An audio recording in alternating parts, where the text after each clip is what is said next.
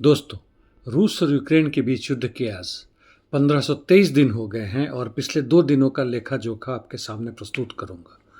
साथ ही साथ हम लोग चर्चा करेंगे मध्य पूर्व की, वहाँ क्या हो रहा है, और हल्के से हम माली की भी बात कहेंगे, जहाँ पर आतंकवादी युद्ध शुरू हो चुका है। तो सबसे पहले रूस और यूक्रेन के बीच क्या हो रहा है देखते हैं। वहाँ पर प्रिजनर ऑफ वॉर का फिर से एक्सचेंज हुआ है, जो 193 है। 24 अप्रैल को ही हुआ था बेलारस के माध्यम से। जापोरिजिया और निप्रोपेट्रोवस्क क्षेत्र में स्थिति तकरीबन वैसे ही है। कामियांस्की क्षेत्र में लड़ाई जबरदस्त जारी है। आगे पीछे की घटनाएं घट रही हैं, कभी रूसी सैनिक कभी यूक्रेन के सैनिक आगे बढ़ रहे हैं और पीछे भी हट रहे हैं। निप्रोपेट्रोवस्क यानी सटे हुए राज्य में भी स्थिति वैसे ही है। यूक्रेन के सैनिकों ने जो बहुत बड़े भूभाग पर वापस पुनः कब्जा कर लिया था, उस पर उनका कब्जा तकरीबन बरकरार है।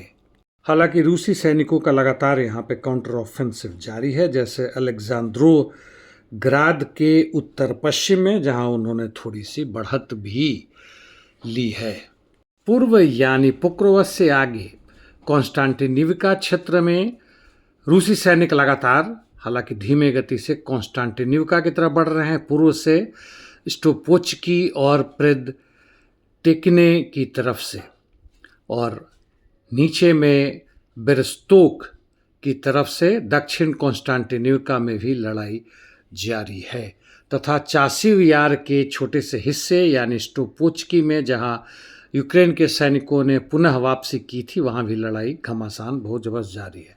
स्लावियांस क्षेत्र की भी यही स्थिति है। वहां पे रूसी सैनिक लगातार आगे बढ़ रहे हैं, हालांकि फिर से वैसे ही गति धीमी है, राय ओलेक्जांद्रिवका की तरफ। लाइमान क्षेत्र में कुछ हरकत हुआ है। यूक्रेन के सैनिकों ने काउंटर अटैक कर स्टावकी क्षेत्र में हलचल मचाई है। लड़ाई उससे बगल में स्वियातोहिर्स्क तथा होली माउंटेन पार्क की तरफ लगातार जारी है। कुपियांस्क की स्थिति तकरीबन वैसी है। रूसी सैनिकों का पुनः वापसी होता हुआ नजर आ रहा है, लेकिन गति बहुत धीमी है। यह एक ट्रेंड के रूप में नहीं माना जा सकता है। वोल्चांस्क और सूमी में स्थिति वही है। रूसी सैनिक लगातार 300 से 400 मीटर हर रोज सभी क्षेत्रों को देखें तो मिलाकर आगे बढ़ रहे हैं। वोल्चांस्क में भी दक्षिण तथा दक्षिण पूर्व में, जबकि सूमी में दक्षिण क्षेत्र में दक्षिण पश्चिम में बढ़ रहे हैं।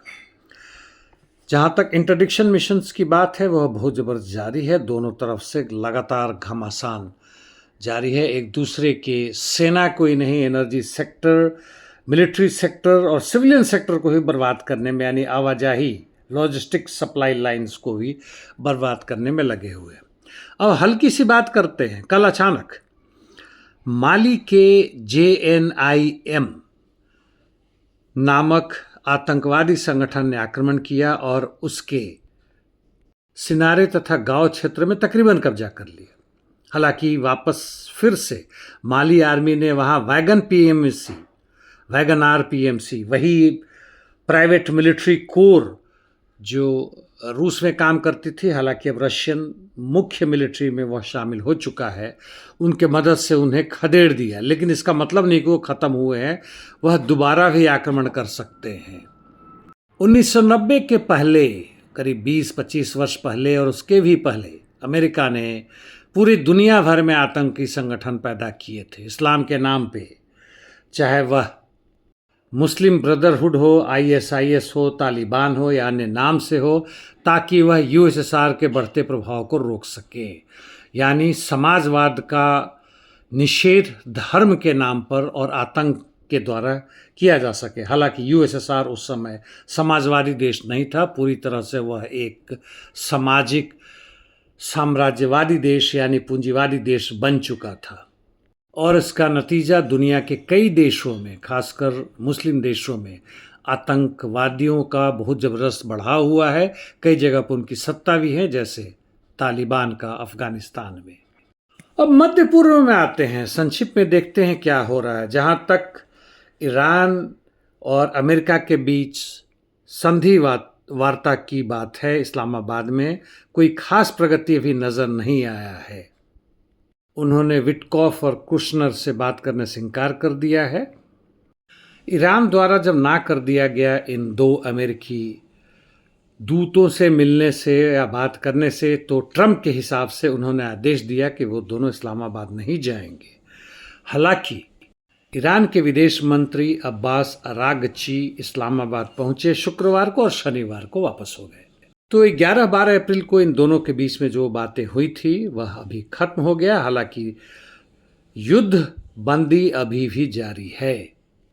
ट्रंप ने यह भी कहा है कि ईरान ने इस वार्ता के विफल होने के बाद शीघ्र ही नए प्रपोजल भेजे हैं जो कि पहले से बेहतर है, फिर भी उन्होंने मना कर दिया। वास्तविकता क्या हमें पता नहीं है, लेकिन मुख्य मुद्दा अभी भी यूरेनियम के संवर्धन की बात है, यानी उसके एनरिचमेंट की बात है। मैरीटाइम ब्लॉकेड यानी हॉर्मुज स्ट्रेट के ऊपर या जल डमरू मध्य के ऊपर बातें हैं। लॉन्ग रेंज मिसाइल की बातें होंगी और ईरान के द्वारा जो मांग है उसमें कई हैं, उनकी भी बातें होंगी।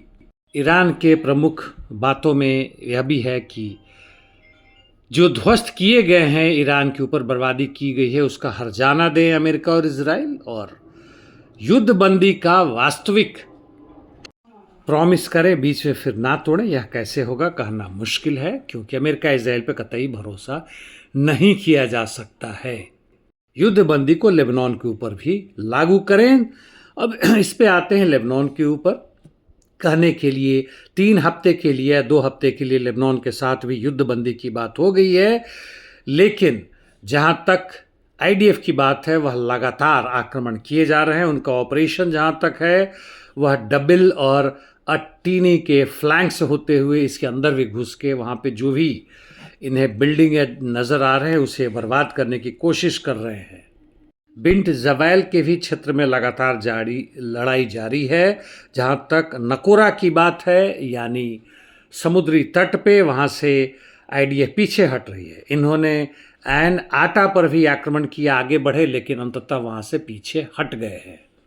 आज किसी भी दक्षिणपंथी सरकार, खासकर जब उन्होंने फांसीवादी नाजीवादी चेहरा अख्तियार कर लिया है, उस तरीके से काम कर रहे हैं, उन पर कोई भी भरोसा करना अब मूर्खता ही नहीं बल्कि आत्मघाती है। और यह भी ध्यान में रखें कि इनका एकमात्र लक्ष्य है आपको लूटना, आपके श्रम शक्ति को लूटना, आपके जो आसपास के वातावरण है उसको लूटना, तेल के खजाने हो, यूरेनियम हो, किसी भी तरह के हो, और विश्व बाजार में उस अपनी पकड़ को मजबूत करना, उससे फैलाना। और इसलिए भी वो आपस में लड़ते हैं, चाहे वह आतंकवाद के नाम पर हो, वह माली में हो, सूडान में हो, मध्य पूर्व में चल रहा हो, पैलेस्टीन स्टेट के खिलाफ हो, सीरिया के अंदर चल रहा हो, रूस यूक्रेन के बीच में चल रहा हो, कोई मायने नहीं रखता है। मुख्य चीज़ वही है, लूट लूट और ज़्यादा लूट, और कुछ नहीं है। हाँ, पीछे में वॉर इंडस्ट्रीज़ का जबरदस्त प्रॉफिट। Thank you.